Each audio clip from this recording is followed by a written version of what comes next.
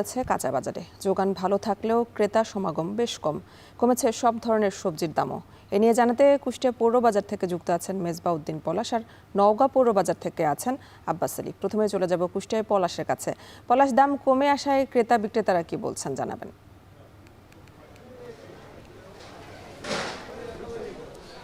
টানা ঈদের যে ছুটি, এই ছুটির প্রভাব কিন্তু কুষ্টিয়ার যে কাঁচা বাজারে পড়েছে এবং যোগান ভালো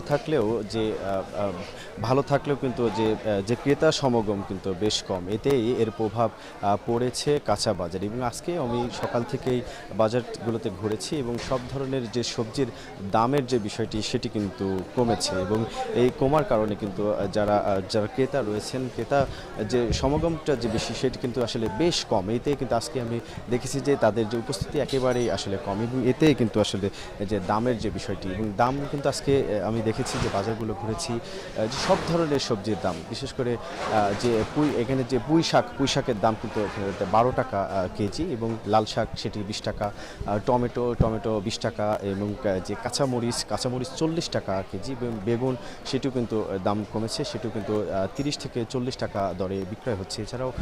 এছাড়াও যে পটল সেটি বিক্রয় হচ্ছে 40 থেকে 50 টাকা এবং যে সবচেয়ে বেশি আসলে এখানে দাম বেড়েছে শুধুমাত্র লেবুর আসলে 70 থেকে 80 টাকা হালি সেটি কিন্তু আসলে বিক্রয় হচ্ছে। এছাড়া যে অন্যান্য যে বিশেষ করে যে পেঁয়াজের দামও কিন্তু সেটি আসলে 30 থেকে 40 টাকার মধ্যে পাওয়া যাচ্ছে। যে এছাড়াও যে আলু সেটি কিন্তু 20 টাকা।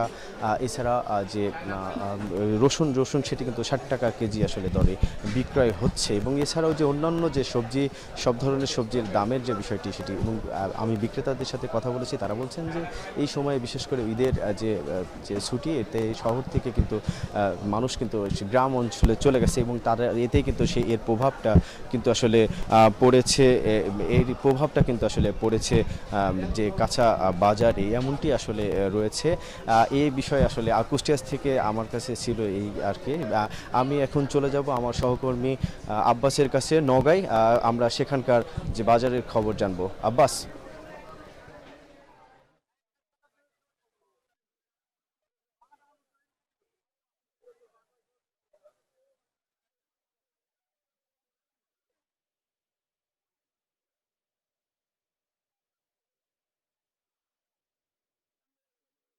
পলাশ, আপনাকে জানিয়ে রাখি যে ঈদ পরবর্তী সময়ে নওগাঁ পৌর পাইকারি বাজারে সবজির সরবরাহ স্বাভাবিক রয়েছে। স্বাভাবিক থাকার কারণে বলা যায় যে প্রতি কেজিতে দাম কমেছে অন্তত 10 টাকা পর্যন্ত। দাম কমার কারণে ক্রেতাদের মাঝে বেশ স্বস্তি ফিরেছে। তবে মৌসুমী যেসব সবজি রয়েছে সেসব সবজির দাম বেশ চড়া, কারণ কিছুদিন আগে এই সবজিগুলো বাজারে আসার কারণে দাম বেশ চড়া আমরা দেখেছি। যদি সবচেয়ে বেশি দামে যে মৌসুমী সবজি বিক্রি হচ্ছে সজনে 130 থেকে 150 টাকা কেজি পর্যন্ত। এছাড়া পটল বিক্রি হচ্ছে 100 থেকে 110 টাকা পর্যন্ত এবং অন্য যে সব সবজি রয়েছে সেগুলো সর্বনিম্ন 15 টাকা থেকে শুরু করে 60 টাকা কেজির মধ্যে পাওয়া যাচ্ছে। এইসব সবজির দামের কথা যদি বলি, যে বেগুন বিক্রি হচ্ছে 60 টাকা কেজি, ঢেঁড়স এবং কলাও একই দামে বিক্রি হচ্ছে, টমেটো বিক্রি হচ্ছে 20 টাকা কেজি, গাজর এবং পেঁপেও বিক্রি হচ্ছে 18 থেকে 20 টাকা কেজির মধ্যে। মিষ্টি কুমড়া বিক্রি হচ্ছে 24 টাকা কেজি প্রতি পিস, লাউ বিক্রি হচ্ছে 40 টাকা পিস হিসেবে। এছাড়া সবুজ শাক বা লাল শাক যেগুলো রয়েছে সেগুলো বিক্রি হচ্ছে প্রতি কেজি 15 থেকে 20 টাকা পর্যন্ত।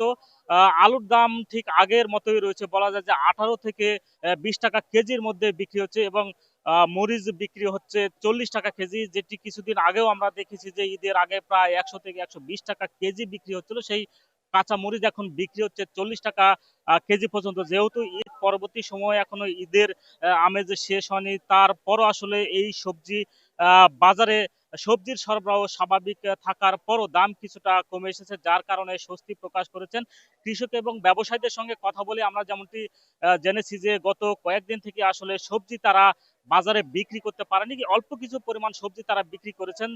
আসলে যারা ক্রেতা রয়েছেন তারা চাহিদা কম থাকার কারণে কম বিক্রি হচ্ছে। তবে এখন যেহেতু ঈদের আমেজ শেষ হতে চলেছে এবং আহ, সবজি খেতে যেসব সবজি ছিল সেগুলো হাট বাজারগুলোতে নিয়ে এসে বিক্রি করা হচ্ছে, যার কারণে কৃষকরা বলছেন যে দাম মোটামুটি বেশি রয়েছে, কৃষকরাও লাভবান হচ্ছে। তো এই ছিল আমার কাছে সবজি নিয়ে সবশেষ। দেশের বাজার পরিস্থিতি নিয়ে জানাচ্ছিলেন সহকর্মীরা।